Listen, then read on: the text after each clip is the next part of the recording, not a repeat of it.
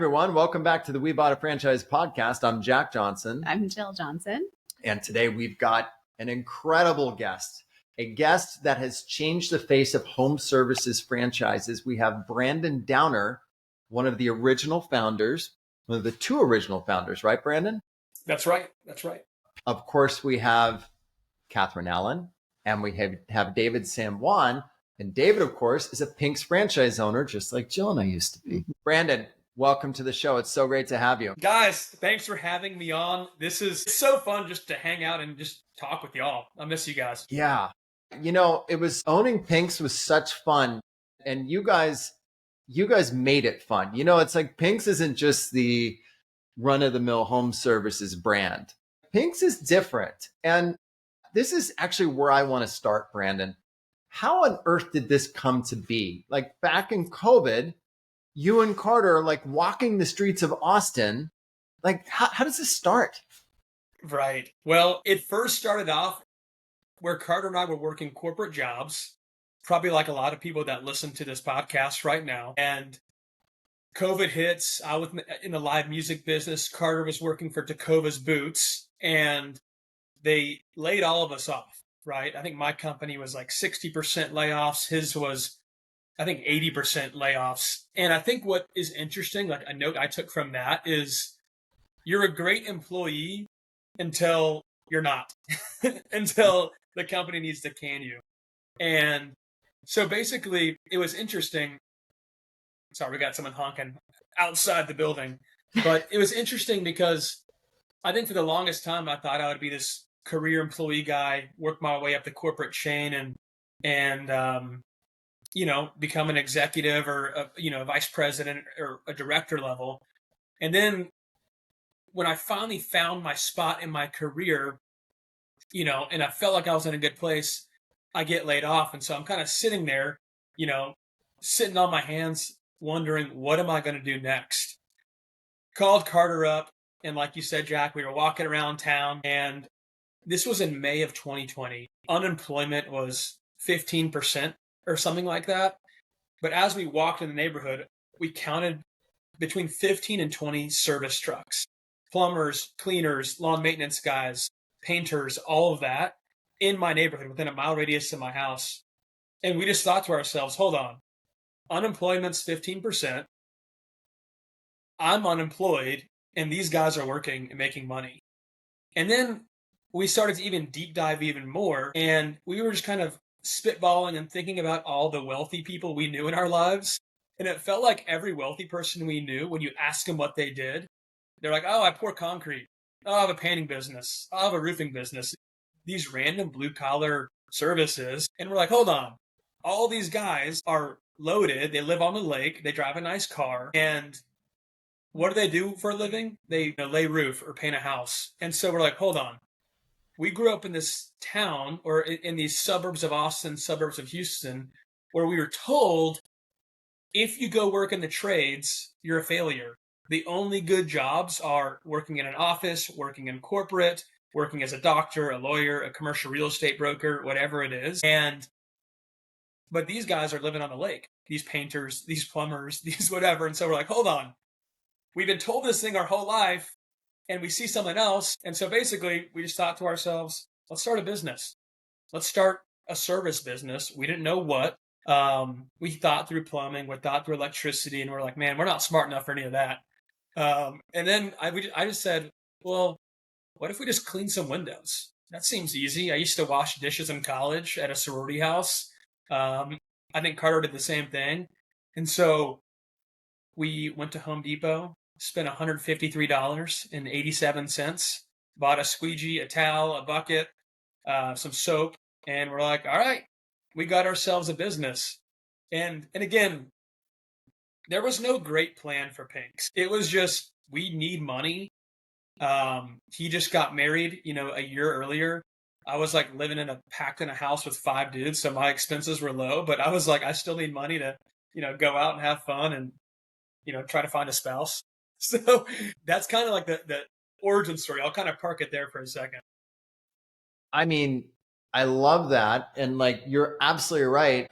I took a picture of our street the other day, just walked outside, 3 service trucks outside, middle of the day. I bet I could do the same thing right now. That was so brilliant of you guys to notice that. And we've got a whole slew of things we want to ask you.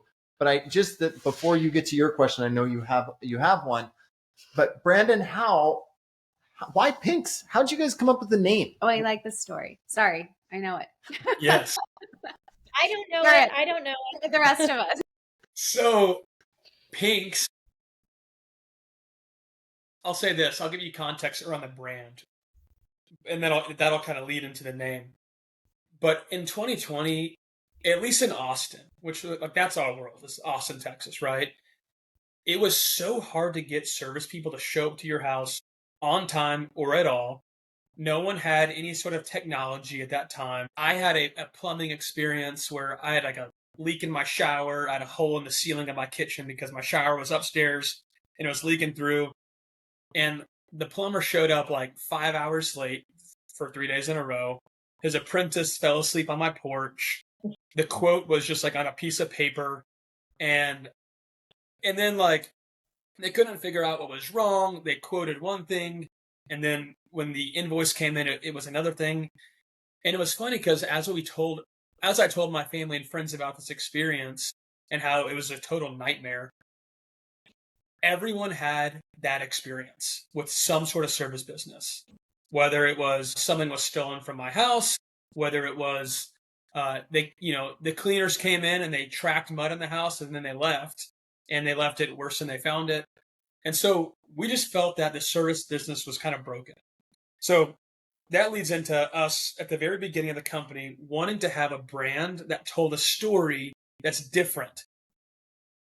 A story that the trades are respectable. And we just have this core belief that without the service people of our cities, our towns would be a disaster. I don't want to live in a town where there's not a plumber, personally. I don't want to live in a town where there's no electricians, where there's no painters, where there's no lawn maintenance people, where there's no window cleaners, any of that. We need these jobs. And so we just thought to ourselves, let's try to create a brand that shows that these jobs matter and that these people that do these jobs really matter. And so we knew early on we wanted a brand. And when we started thinking through, what are we going to name this thing?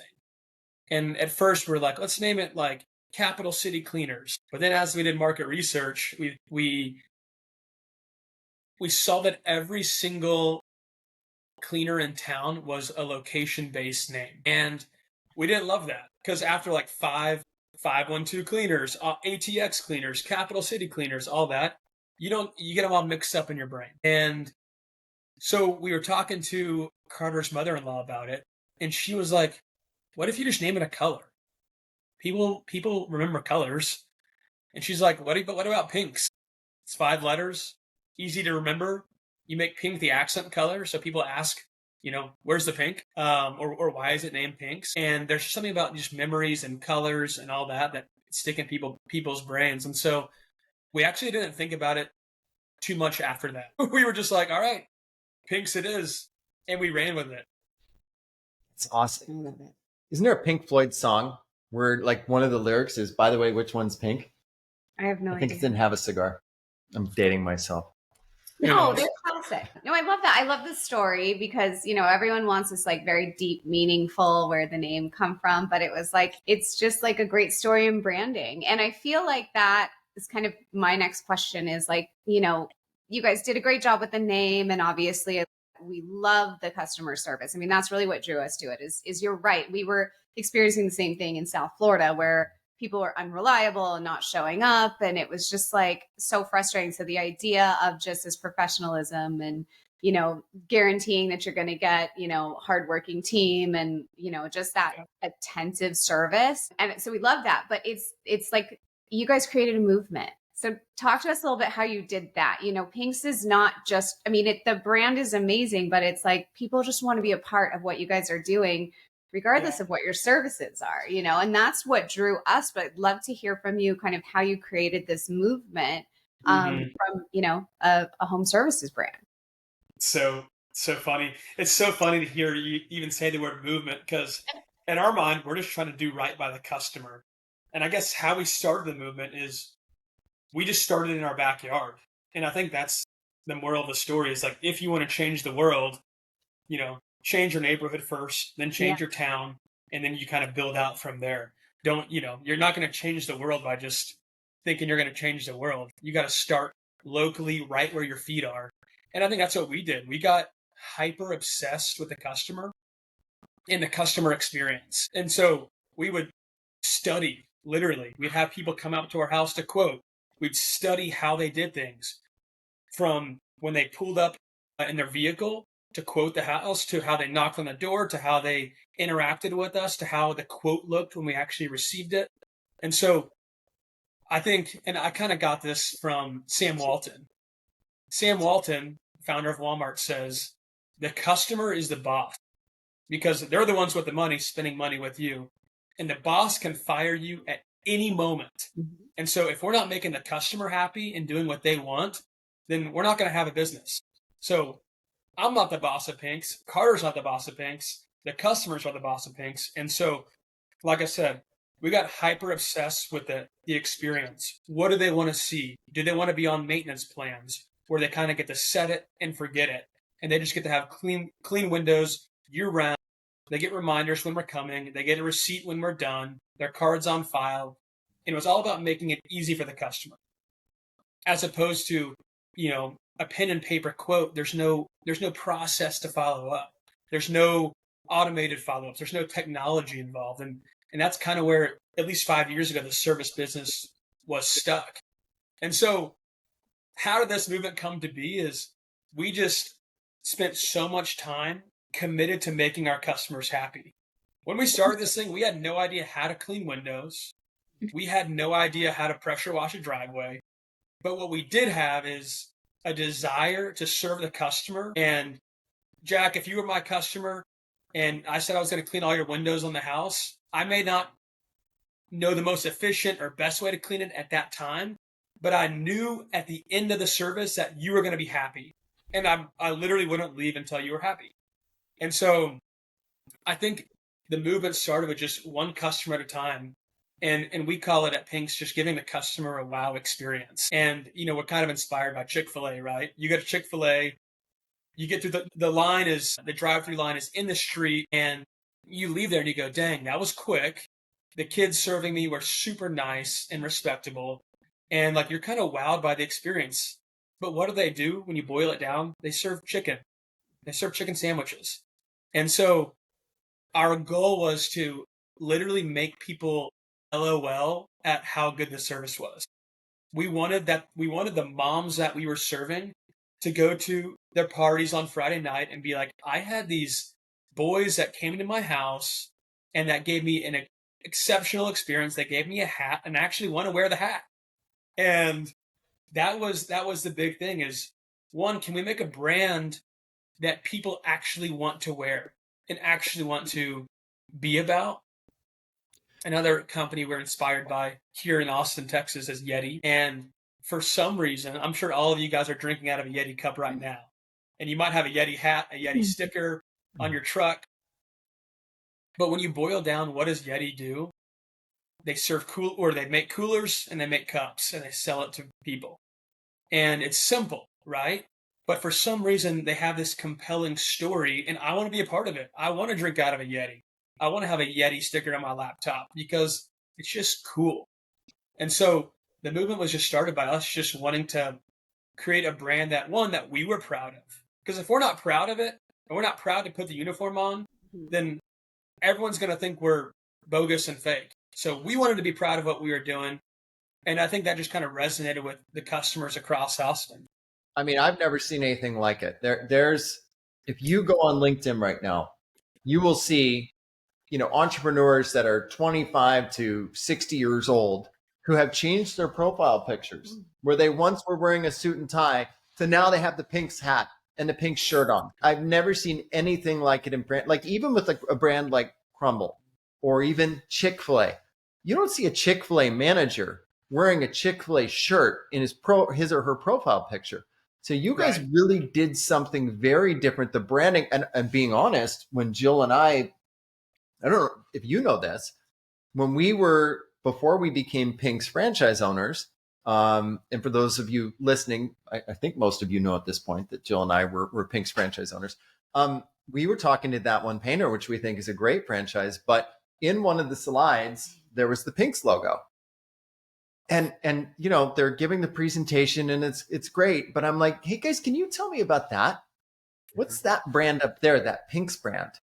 And they're like, oh yeah, this is a new brand we just added. We literally just added. They've got like 2 locations. I'm like, can you tell us about that? And then they started to show us like you guys with the hats. And I'm like, I bet we could put a Pink's hat on everyone in Boca Raton. Like I saw that and it didn't matter. And you guys have an amazing way of teaching people how to wash windows. And I even saw the owner in, I think, Indianapolis talking about the process for washing windows in colder climates. Like, so there is science behind all of this and there is strategic thinking. But the number one thing is it's how, like you said, the brand makes you feel. And when you see the uniform, first of all, the uniform does something. It like makes you instantly more handsome.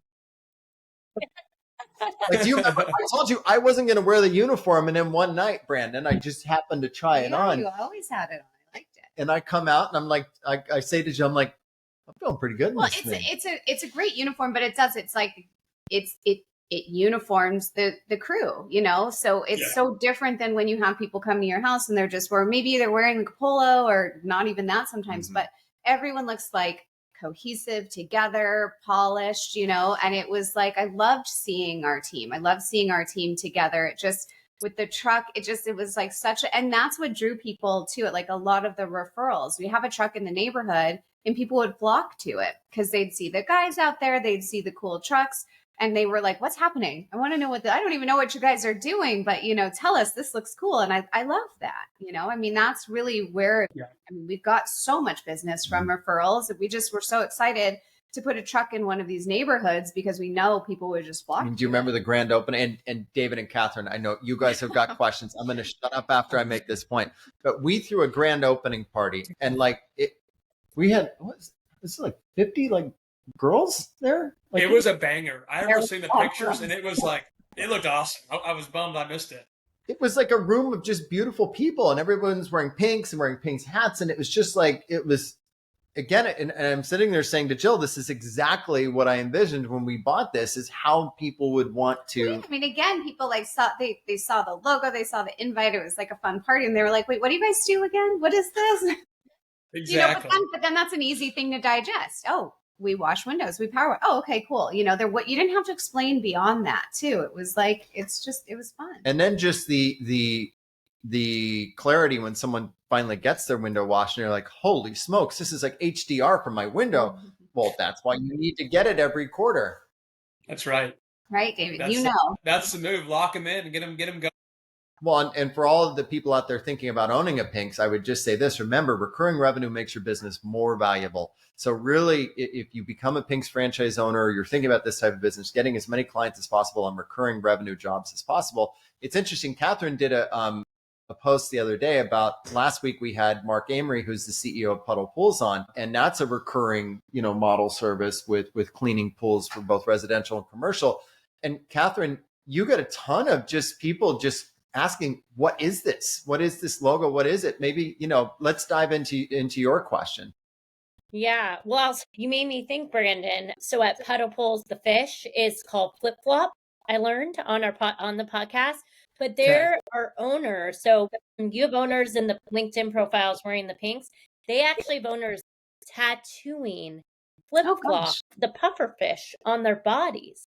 So that's you got to get people like, you know how it's like mom with the heart. David, do you have a pink folks? Tattoo. That's what you're up against out there in the service world. Holy smokes. Those guys are committed. They are committed. They are committed. So yeah, so I first off love what you just shared. I own a Soccer Stars franchise, youth soccer educational programming, and I am obsessed with client experience. So everything you just shared, I really resonated with me, and I'm with you. It's like, you know, it's like Nike, Adidas, right? That's kind of the world I live in.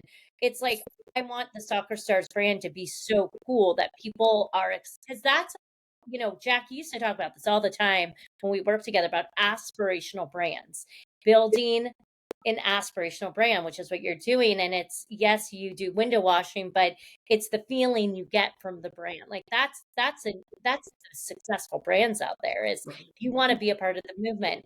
I also believe what you described is like the culture at Pink's. Like everything you just talked about essentially is your culture at Pink's.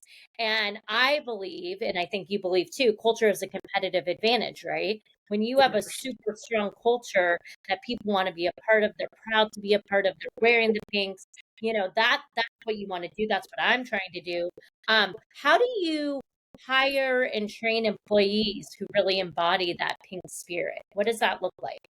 Yeah, it's a great question, and I do think that culture is it's one piece of it's one differentiator that I think when you're looking at pinks, I hope and pray that people can feel that culture, but it's all about the people, in our opinion. And we tell this to our owners all the time that we are a people business. We just happen to clean windows and power wash driveways.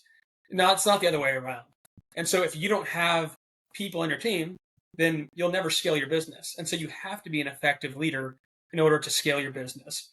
And so a little bit of the secret sauce is the profile person we hire is, I think, a little bit different than our competitors. We truly like to think of our business as a hospitality business.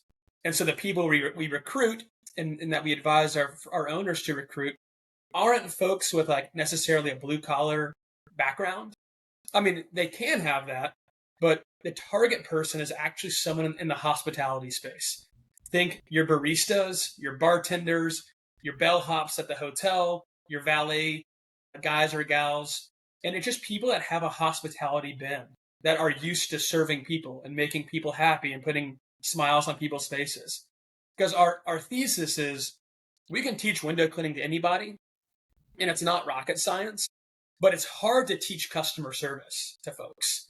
And so our goal is to get people that already have that customer service bend, and we'll teach you the other stuff. We'll teach you the how to squeegee, how to water fed pull, how to power wash a driveway. So just our candidate pool is a little different. And then even with franchisees, as we're interviewing people, well, one, every franchisee has to talk to me or Carter.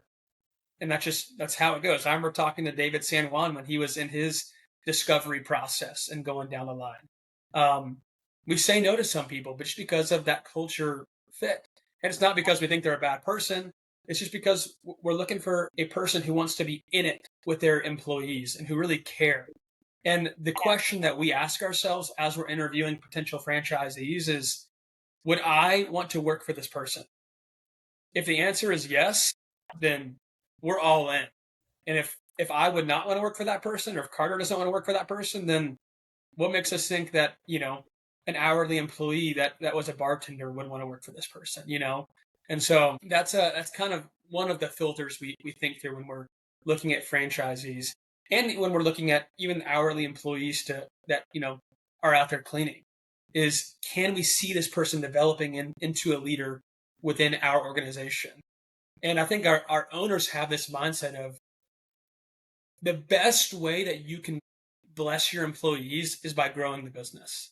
Because now all of a sudden there's opportunities for them to grow. David San Juan experienced it. He hired, I don't know what a Dan started as a tech, and then he became a lead, and then he became a manager. He was on the truck will be day one, and 3 weeks later he was my general manager. It's amazing. It truly is amazing. So that's kind of just a little peek into the culture. And I would also say it all ties together. The brand helps us attract good people, and the good people help create the culture that y'all see all over the country. As in, the brand and the uniforms are self-selecting. If an employee or a potential employee can't see themselves wearing this, then they're not going to want a job at Pink's anyway.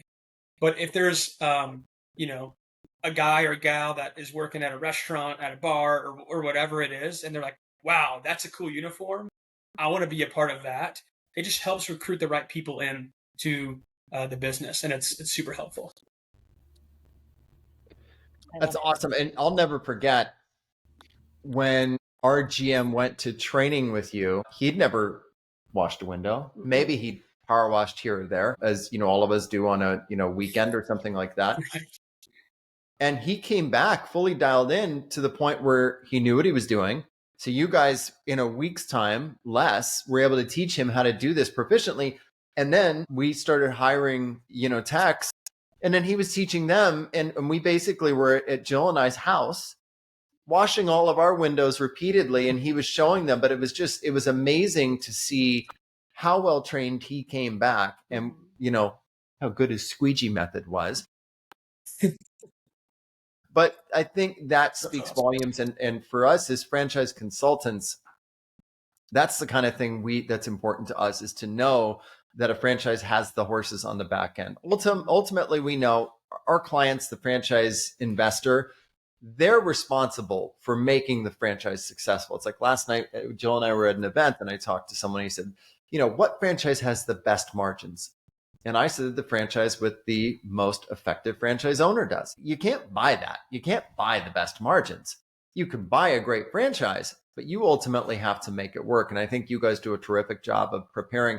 And I'll share one more quick story. And I know, David, you've got a question. We have a client that is in the Northeast, and he just bought a franchise from you guys a couple months ago. He shared that you guys suggested that he train in spring versus, right now, because he's in Maryland and the weather's just going to be brutal. And he's like, they didn't want to send me out there in the weather right now. And here's the kicker to this, is that in the state of Maryland, you guys can't collect a franchise fee because it's what's known as a deferral state. Right. You guys can't collect the franchise fee until he is trained and open. So I think when I hear stories like that, it really makes me say we're sending our clients to the right places. These are responsible franchisors that aren't just thinking with their pockets, but thinking in terms of what's the best way to set franchisees up for success. Yeah, that's exactly right. And we don't want someone to launch at the wrong time, right? We'd much rather a franchisee or a franchisee come in way later, which is fine, because we're not in it for a franchise fee. We're in it for the long-term success of the franchisee, right? And the only way that this thing works long-term is if our franchisees are successful. And so our business, and I mean, this is kind of a duh, but we don't win unless our franchisees win. That's how it works, right? And because, we get paid a percent of their revenue. And so our goal is how can we get people to launch at the right time to get all these tailwinds behind them, so that when maybe a slower season comes, they can weather the storm and they can be okay because they were trained at the right time and they launched at the right time. And springtime is a great time to launch an exterior cleaning business. I don't think it's any better. I mean, Florida, maybe it depends because of y'all get the rainy season kind of later in the summer, but what about out here in California? Yeah, California, you're good year round. We're good year round? Okay, good to know for all those listening in California. Absolutely. We always say California is a cheat code for exterior cleaning because even in Austin, this January, it'll get cold, it'll get below freezing, and you can still work in it, but it makes it a little harder to do.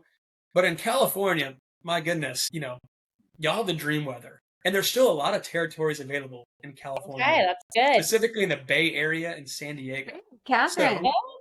So, I'm not trying to sell a franchise here, but just saying. I am in the Bay Area, Brandon, and I know a few people. Okay. So, let me Wonderful spot. And I know the Johnsons love San Diego. We do. So that's true. I can't wait to see those Pinks vans going down the Coast Highway. You guys are amazing. So Brendan nailed it when he talked about, the culture that we have here at Pinks. And I say we now because, I love this. The person I met day one, Brandon and Carter, are the same now year one. I just hit a year November 1st, and it's just amazing. So again, thank you, Brandon. I think I tell you every time I see you, thank you for building what you've built. But I'm going to move on to the younger generation, right? Jack and I are in our 40s. So there's no hiding it. But what do you think about the younger entrepreneurs that they're getting right? And where do they sometimes get it wrong about building a real business? Oh, man. The young entrepreneurs, I think they get it right with getting in at the right time. if you're in your 20s, and I understand whether you're buying a franchise or just starting a business, I kind of view it as you're getting your MBA, right? Especially if you're in your 20s. And so even if your business falls flat on its face, 2 years later, you paid or maybe you lost some money or whatever it is to get an education. And I'm not saying that's the case or that's what happens to everyone, because obviously it's not. But I think these young entrepreneurs come in with the right mindset of, I want to work for myself. I don't want to get caught in the corporate grind. And I think there's even this thought process that a lot of young people have of, I don't want to go work corporate yet because I don't want those golden handcuffs to be put on me. And so they're almost scared, more scared today to go get that corporate job because they know about the restricted stock units and the ESPPs and the 401k plan and the insurance and all that. And they're like, man, I would just rather jump in head first. And if it doesn't work out, I can go get a corporate job later. And that's what we tell a lot of our young folks is swing the bat. And again, it's not swing the bat meaning start the business or buy the franchise or start the project or whatever you're going to do. Just get in the game and you'll learn as you go.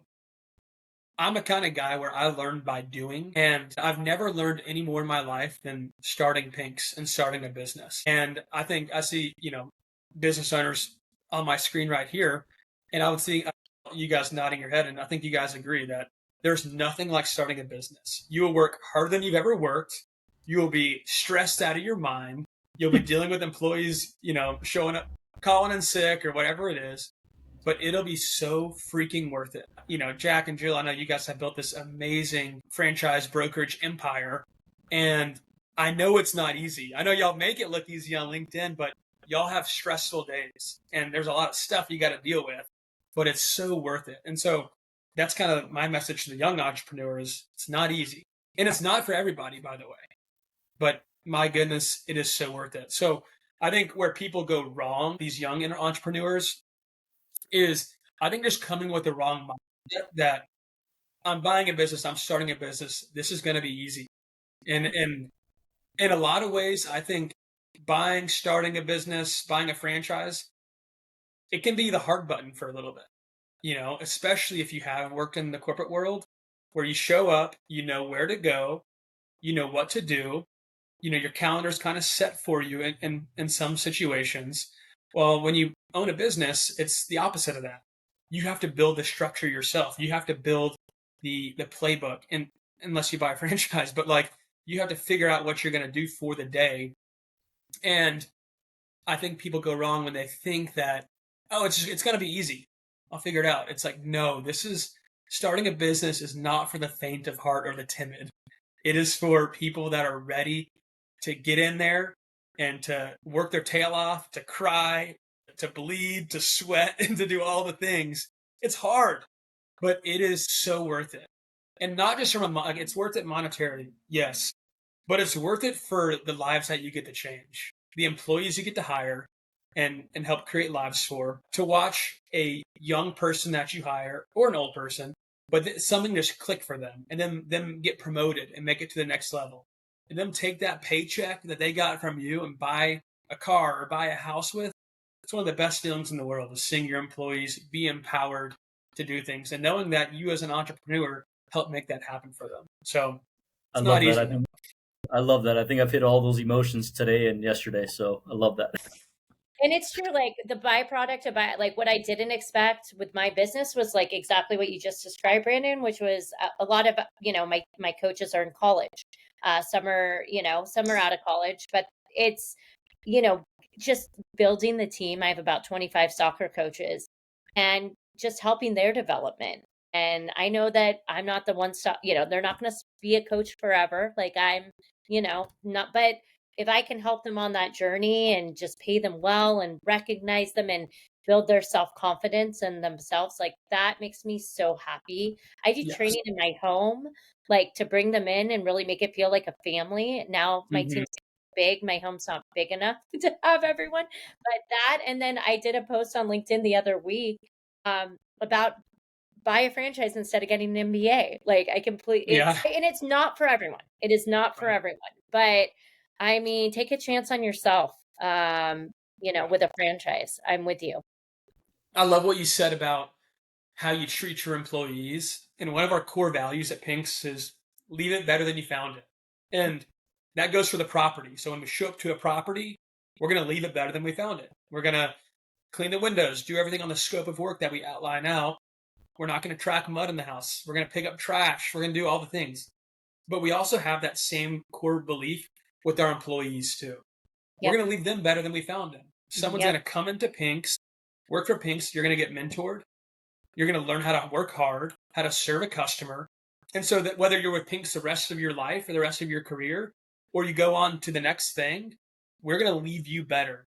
And you're going to be better because you worked at Pink's. And it's not going to be this, you're leaving in shambles. The goal is that you leave the company as a more developed person, a more developed employee, and better because you worked for David San Juan or you worked for the Johnsons. That's the goal there. But I'm going to throw in being a Pink's owner. I mean, I think just owning a Pink's franchise has made us better business people. 100%.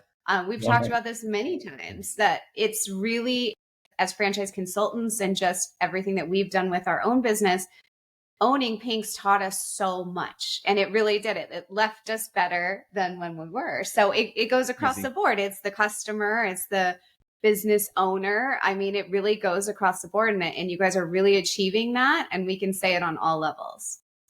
Wow. Well, thanks for saying that. That means a lot. That means we're practicing what we preach. That's the goal.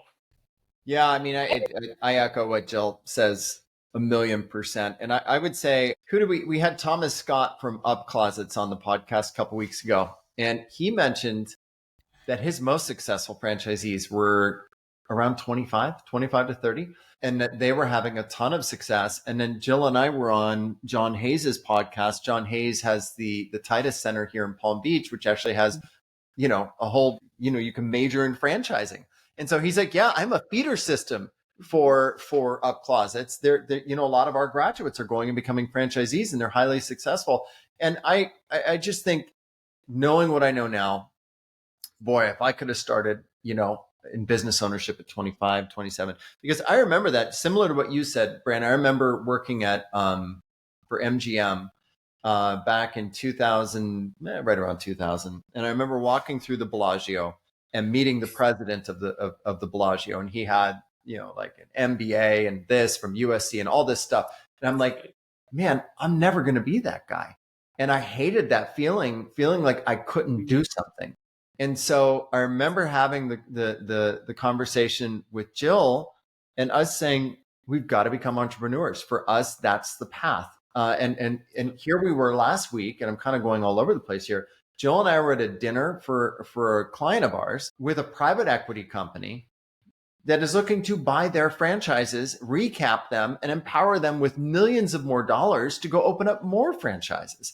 And these are just hardworking guys that have built a great franchise. So franchising ultimately is such a neat path that can open you up to so many things, but you have to choose the right franchise.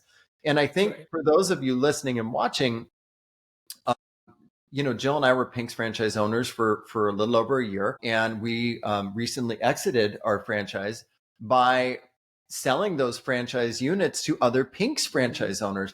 And the reason I'm saying this is part of what we look for as franchise consultants for our clients are built-in exit and acquisition paths, right? Because when you get to 12, 18 months, and this is a situation where this particular, the folks that we exited with in New York who bought our territory, we ended up getting a great deal. They got what they wanted. We got more than we asked for. So everybody wins. So when you help someone buy a franchise, that's what we look for. We want to make sure that we place people in a system where if they're killing it, then they can go buy more locations and they can grow a bigger portfolio.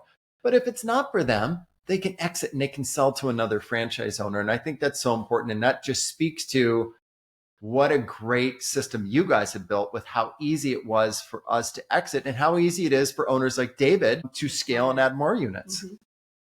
Yeah, absolutely. It's one of the biggest compliments we can receive is when David San Juan buys another territory, right? Because he's trying it out and won, and then he likes it, so he buys another. And that's a fantastic just compliment to us. You don't have to say anything. It means a lot that that's happening, or in y'all's situation. Of course, we would love for y'all to to stay Pink's owners, but we know that you're scaling your other business, and y'all need to be full steam ahead and full focus on that. Well, we're the ultimate Pinks fans, so Team Pinks Oh, always. I know y'all are. I love it. we're And we're TFI fans over here, man. We're cheering you guys on. And it's been so fun to just like watch you guys build this amazing team and see guys like David, Catherine, and many others jump on board to help people maybe who are looking or trying to figure out what their next move is. And I really do believe in what you guys do, because you guys are kind of like the gatekeepers, the counselors. I know Jack, just from like spending 2 or 3 days with you whenever I came to Palm Beach to visit you guys. It's like it would be 7 p.m. and you're on the phone with a client, 8 p.m., 9 p.m. on the phone with a client because you care. And you want to make sure that when that client is running their performa, because they got home at 6 p.m., they put their kids down by 7:30, and now they have some free brain waves to test out what's going on or perform out this business opportunity, you're there for them. And I think that's amazing. And I mean, that's one of the reasons why we wanted you guys in the system in the first place, is because you guys care about your people, you care about your clients, and I don't know, it's amazing. yeah, Well, and you it's- were calling like Pink's customers at like 9 at night. I think it was It's- like, okay, I wasn't expecting you Brilliance, guys the brilliance that Jack and Jill, I think, had with building our team was the whole concept of franchise owners helping franchise owners. Yeah. That is the brilliance of their brainchild baby. Because, David and I and Morgan and Brian, like, we do know what it means to own a franchise. I just think that's kind of a superpower our team has that not other, some do, other consultants, but not a lot. And so we just are able to offer that guidance and insight that's so, valuable, because we're living it. We're living it, day to day. So I think And that it's- helps us. And under the leadership of Jack and Jill, who are incredible in the work that they do, you put those two things together and it's unstoppable. I mean, we learn as much from you guys as you learn from us. But no, it's and thank you, Catherine. Just the tools that we've created for our clients, to help them think like owners. Like before we send them to you, Brandon, we have them take a whole financial calculator that shows them after they pay the franchise fee and after they allocate the working capital, here's your 12 to 18 month, living fund. Because honestly, you should be prepared to live off of that as you grow your business. Here is your exit path calculator. If you want to grow a business, you can sell. So we can help our clients really look at all of this stuff from so many angles. Really, I think ultimately, our secret ulterior motive here is that we want to create the most prepared A student franchisees in the world.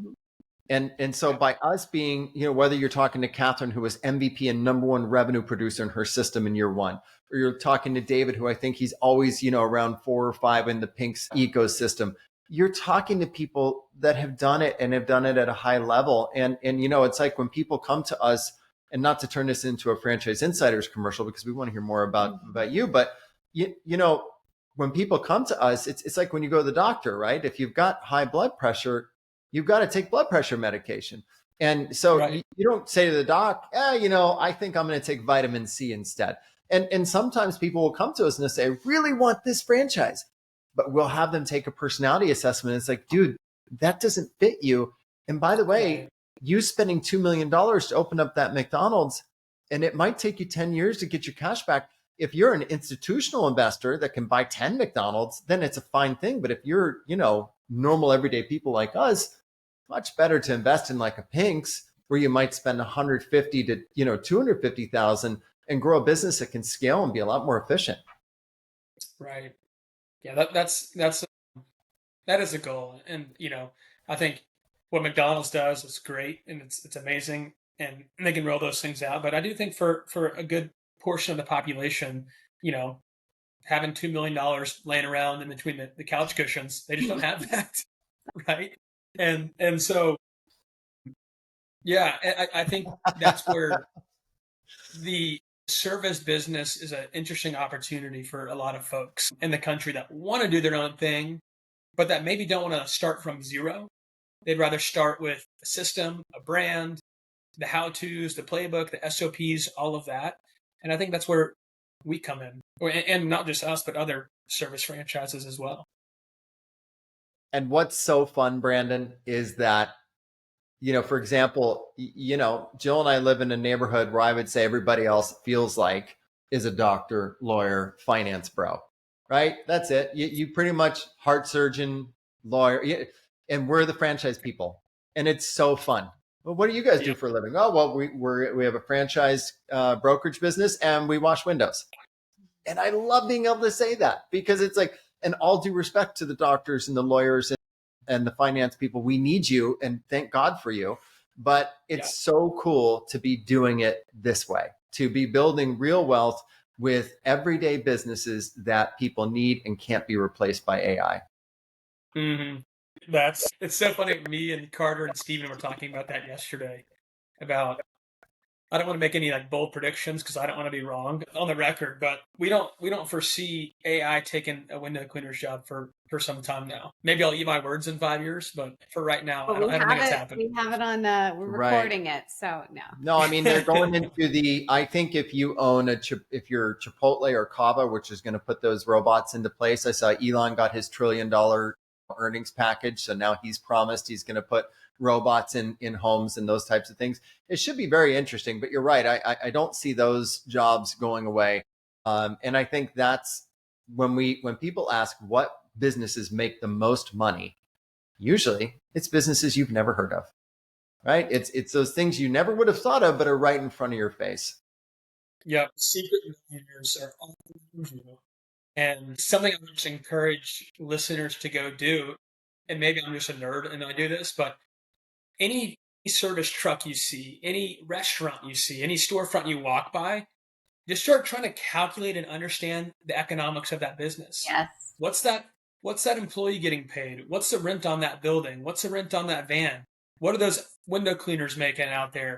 Okay, and then you start to make assumptions and back into all these businesses, and you go, okay, it's not actually rocket science, but it's just having a genuine curiosity in what's going on around you.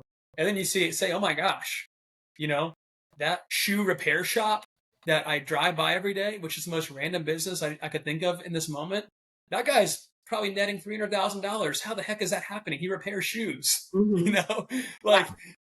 It's hilarious that those folks are all around you. You just got to kind of open your eyes and have that curiosity to see it. Yeah, I think having an open mind, I mean, I think that's what we love when we're talking to our clients, is like showing them these opportunities that they just would have never thought of. And that's where we come in. It's like we're here to guide them and make sure that they're not fixated on the fast food restaurant because it's visible and everybody sees it, because we really crunch the numbers. And what are you really going to make if you own that? And, they don't think about, like you said, like the rent and the overhead and all of that. And so really kind of open their eyes, like you said, to what is out there and what, will work for them. So it's exciting to be able to do that and help people figure that out. We actually created a really cool tool that includes... so there's a million ways to make $1 million. Yes. And I think you're going to see more of it. So for those, we've got a lot of listeners who say, look, I'm not ready for a franchise consultation, but I'd like to see what franchises might fit me. So we actually created a tool where they can answer a series of questions. And basically what we did is we took all 200 franchises that we and our affiliates have helped place this year. And we put in all the data, what they cost, what the involvement is. After someone answers these questions, they're going to get 3 to 7 different franchises that match them that would fall into the list. That might be a Pink's Windows or a Voda Restoration, or anything that you might think about, from real franchises that people have actually bought this year, reputable franchises. I'm famous for saying most franchises are junk, which I absolutely believe. There's 4,000 franchises out there. We work with 789 of them, and I don't think we could work with any more. But people can get a real taste, and if they go to thefranchiseinsiders.com, they can use this to see, who knows, maybe Pink's will show up on your list. And then that's a great way to get a toe in the water, and then perhaps have a real franchise consultation and talk to some franchises, because and learn and get a chance to learn from Brandon and Carter and Mark from Puddle Pulls and all the great franchises that are out there. But Brandon, you've been so generous with your time today. I wonder if we could just do a quick sort of last round the horn with any thoughts or questions. David, let's kick it off with you. Again, thank you for everything you've built. I'm benefiting. My family's benefiting from it. I don't know if finish this sentence for me. In 5 years, the next great blue collar franchise will be. Oh, No pressure, Brandon. Yeah. That's a hard ball. something that we start again. Another I one. love that. Okay. Let's do it. I love I'm it. in. David, thank you for your commitment to Pinks and being an awesome owner. You're why we do it, truly. So thank you. Catherine, no All pressure. I'll go. So, no, thanks for coming on, Brandon. So nice to meet you. I've heard so much about you from the team. So it felt like I knew you, but no, I now do, and I'll connect with you on LinkedIn. Love what you've built. I resonate so much with everything you shared with obsession around the client experience and just the culture you built. My background's marketing and branding, so just I love it as well. And just keep up the great work. And I hope to send some clients your way soon. Come on. We're ready. We're ready. Yeah, and I think this has been amazing. I can't believe it's taken us so long to get you on, Brandon. But what you and Carter and Resi Brands have built with Pinks is just incredible. Again, there is nothing like it. I've never seen a group of franchise owners so all about the brand, the movement, wearing the uniform. You really have created this ecosystem of passionate brand advocates, which is unparalleled. And you know what? They're doing great work out there. You guys are creating this tremendous brand. It really, for anyone interested in seeing if Pinks is the right franchise for you, I urge you to go to thefranchiseinsiders.com. My suggestion, go to the team page, read about our franchise consultants, see who you might want to work with. There's certainly no cost, no obligation. We'd be happy to speak to you and see if Pinks might be the right fit. Brandon, we so appreciate you for coming on. And for this week's episode of We Bought a Franchise, I'm Jack Johnson. I'm Jill Johnson. And we'll talk to you all next time. Thank you. Thanks, guys.